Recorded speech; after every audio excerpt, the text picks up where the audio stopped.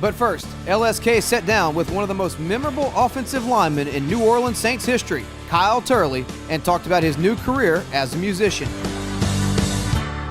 I kept the pedal to the metal with it all on the line.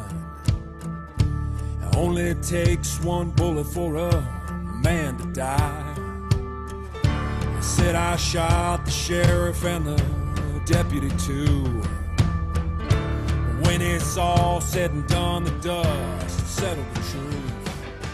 Playing for the Saints was pretty much a unique experience unto itself. There's no other team that I played for personally that really just sucked you in, you know? I mean, the NFL itself is an unbelievable experience to be able to be a part of, but when you can play for a team like the Saints, you're not just playing for the NFL, you're playing for a city. Personally, I grew up on a lot of heavy metal music, so coming to New Orleans was a great musical experience for me, not just a football experience. I came to New Orleans and realized that a lot of the bands that I grew up listening to that were some of my favorite bands of all time were from there, from Crowbar and COC and Soylent Green, and I mean, just a plethora, unbelievable amount, from Cowboy Mouth and Bag of Donuts and Dash Rip Rock. I mean, such a bunch of music that it just spans unbelievable genres.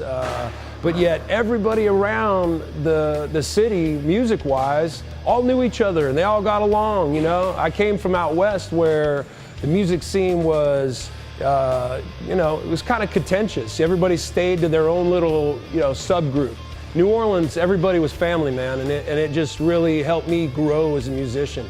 Well, you know, personally, I think music needs to, you know, come from your soul. It comes from your heart. So there's a lot of musicians out there that they just want to be a musician, and they get songs thrown at them, and they go and make their career off of those songs that other people wrote. But personally, I've taken the experience that I've had from my NFL playing days, from my young days growing up. I had a lot of great role models in my grandfather, who drove for Greyhound bus lines for 35 years.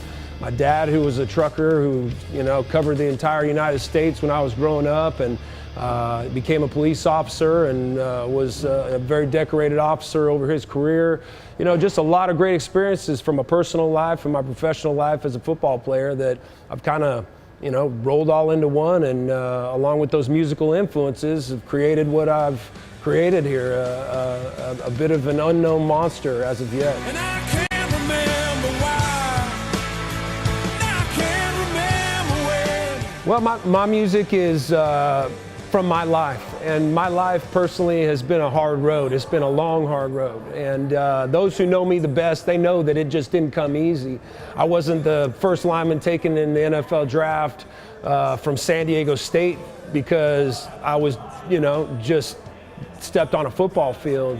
I mean, I competed with every SEC school in the combines and the Senior Bowls and all those others, and I had to prove myself every step of the way, taking my real life stories, I guess, and put them into words and formed them into songs. Got with some of the best people doing music in Nashville that have, by happen chance, been good friends of mine for many, many years, and we just decided to put it to work. And so far, the fan reception of my music has been just over the top, man. I can't just express the gratitude that I have for the fans out there that, you know, knew me as a football player, but now have, you know, obviously a novelty factor at first with the music thing, and then seeing it, and now they're just supporting it 100% because it's real and it's good. And I couldn't ask for anything more.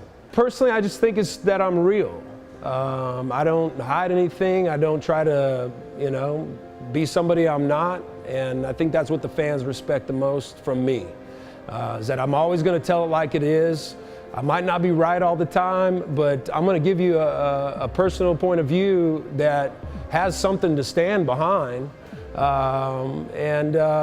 know, my intentions are always good. You know, I got love for everybody, man, and I think I showed that, you know, in certain times in my football career, that I'm one of those guys that as long as you're, you know, on my team, I'm going to do whatever it takes to be there for you. Playing the NFL in front of 80,000 people on Sundays, there's just nothing that's ever going to compare to that. You know, even if I make it back to that musically, you know, if that dream ever comes true, it still won't be the same as running out of that tunnel with all your gear on and the crowd, chanting your name, and you're fired up, ready to go to battle. Because that's what it was to me. Playing football was not just a game as I stepped on the field. It was a personal battle that I had to win, not only for myself, but for my teammates.